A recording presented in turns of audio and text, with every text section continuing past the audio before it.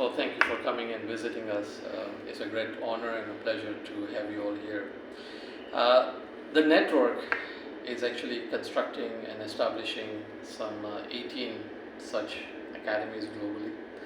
The first one started in Kenya, second one in India, third in Mozambique, and this is the fourth edition of the academy.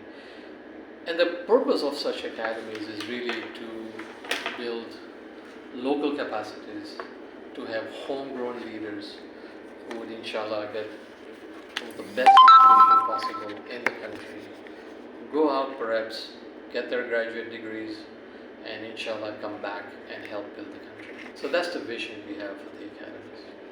Can you tell us about the academic programs in these academic programs? Sure, there are a number of programs. First of all, we have an IB curriculum which is customized to the national curriculum. We have gone with the IB curriculum because of its innovation, the way it teaches the students, and it's a more holistic model for teaching, we believe. There are other curriculums which are also good, but it is the IB curriculum that we have selected to hopefully have built into programs and courses which will make a global citizen.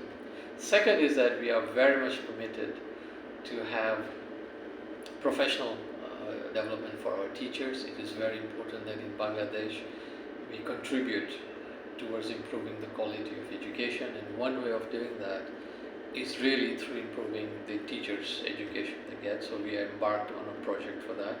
And finally, we are also committed to build the capacities of the local schools, and for that we are now partnering with some 14 government schools to help with their early learning education program, and Academy is playing a role with that. These are just some of our programs that we've started here in Bangladesh. Here the local students are mostly, or you are encouraging also the international students to learn their education here, because there are some international missions in Dhaka, international embassies, and some student from international.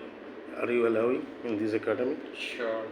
I mean, look, I think the investments I've made in Bangladesh is really to educate Bangladeshis first. I think that's our main goal. If international students, not only from the country but also from the surrounding regions, if they wish to come and study here, of course they're all welcome as long as they qualify into our system.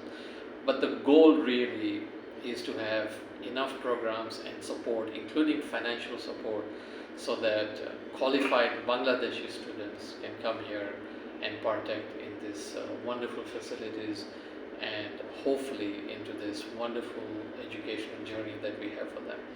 So the priority is really for the Bangladeshi students. So you have the residential programs as well? Yeah, so part of the IB curriculum and part of the mission and the ethos of the academies is really to have a living learning, and not only you learn in the classes, but also you learn after classes. You live with your fellow kids, your fellow colleagues, your fellow students from around Bangladesh, and perhaps even outside. So that whole living environment also creates a wonderful opportunity for further education, and I think that this is going to be a wonderful addition to the academy in Bangladesh. But can you tell us about the campus facilities here and admission procedure? Sure. So basically, we started construction here some 3 years ago. We have finished the educational block. So we have the junior, primary, middle, and secondary schools ready. We are about to finish the construction of the commons, inshallah, by the start of the next academic year next year. And we'll also have the sports facilities that will be ready by the end of next year. So most of the facilities that support the kids' learning and their environment here are already here on the campus, and we are very grateful to the support of the government and all the agencies that have supported this project so far. The admission procedure, can you tell us about the age and other? Well, the education is competitive in the sense that it is better that we have a good fit of the students into the classroom. and good fit with the curriculum. So we do expect our applicants to meet our requirements, and there's a rigorous process in that, and hopefully everyone who's qualified will be able to join us here.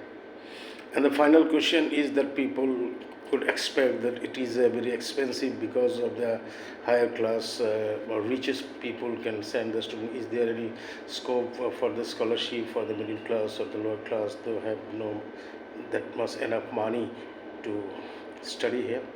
Absolutely. First of all, let me say that we are most grateful to the grant that His Highness has given for the construction of this building. It's over $50 million.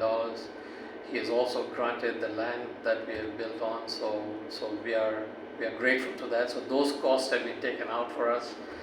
So whatever are the operating costs, they need to be covered. But more importantly, we have a model of helping other children also study. So part of the fees and part of the income that the academy, inshallah, will have will go to support the other 30, 40, 50% of the children who are not able to support us. So I believe we are the only organization, only unique organization here which is not for profit. So everything, if there's any surplus in the revenues, they'll be plowed back into the project. And we are hopeful that over the next few years, of course, we'll have deficits which will need to be funded, which will cover. But I really hope that over time we are able to support at least 50% of the other students through fees and other incomes of the academy. Compared to other schools like the international schools and others, I think we are much lower than that. Thank you very much, sir.